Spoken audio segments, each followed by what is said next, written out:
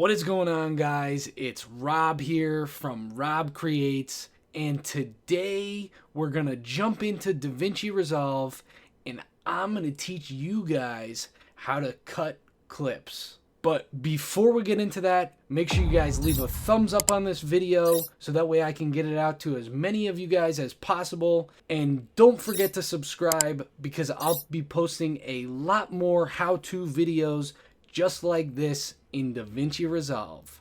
So let's get into it right now. So now that you guys are in DaVinci Resolve, things can be a little overwhelming if you've never used this software before. So let's teach you guys how to cut the clips. There's a couple different ways of doing this.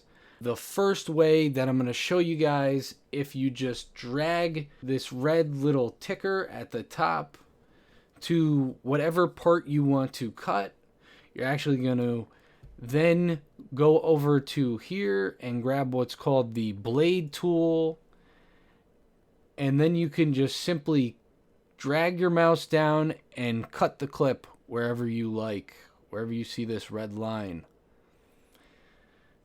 After you've done that, you can grab the selection tool again or click A on the keyboard. Select whatever clip you are trying to delete. For example, I'll delete this because it's random crap. And then just hit the backspace on your keyboard. Now we have this clip and it's been cut. The next thing that you guys are going to be able to do if you're looking for another way to cut clips is you can actually come to either the beginning or the end of your clip. Look for these two little squiggly brackets when hanging your mouse off the edge of the clip, and then you can just drag your clip in and eliminate stuff that way if you're looking to get rid of stuff on either the beginning or the end.